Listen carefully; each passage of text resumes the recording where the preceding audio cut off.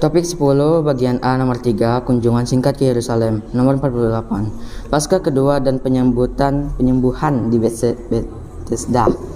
Yohanes pasal 5 ayat 1 sampai 18. Sesudah itu ada hari raya orang Yahudi dan Yesus berangkat ke Yerusalem. Di Yerusalem dekat pintu gerbang domba ada sebuah kolam yang dalam bahasa Ibrani disebut Bethesda. Ada 5 serambinya dan di serambi-serambi itu berbaring sejumlah besar orang sakit, orang-orang buta, orang-orang timpang, dan orang-orang lumpuh yang menantikan goncangan air kolam itu. Sebab sewaktu-waktu turun malaikat Tuhan ke kolam itu dan menggoncangkan air itu.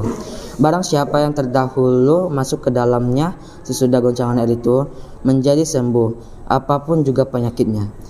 Di situ ada seseorang yang sudah 38 tahun lamanya sakit.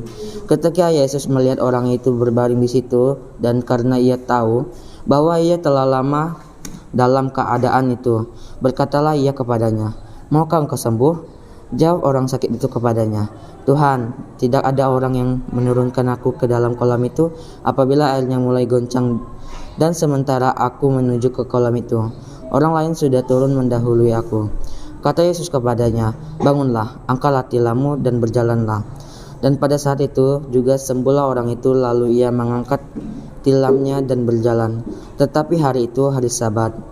Karena itu orang-orang Yahudi berkata kepada orang yang baru sembuh itu, "Hari ini hari Sabat dan tidak boleh engkau memikul tilammu." Akan tetapi ia menjawab mereka, "Orang yang telah menyembuhkan aku, dia mengatakan kepadaku, angkatlah tilammu dan berjalanlah." Mereka bertanya kepadanya, "Siapakah orang itu yang berkata kepadamu, angkatlah tilammu dan berjalanlah?" Tetapi orang yang baru sembuh itu tidak tahu siapa orang itu, sebab Yesus telah menghilang ke tengah-tengah orang banyak di tempat itu. Kemudian Yesus bertemu dengan dia dalam bait Allah lalu berkata kepadanya, "Engkau telah sembuh, jangan berbuat dosa lagi, supaya padamu jangan terjadi yang lebih buruk." Orang itu keluar lalu menceritakan kepada orang-orang Yahudi bahwa Yesuslah yang telah menyembuhkan dia.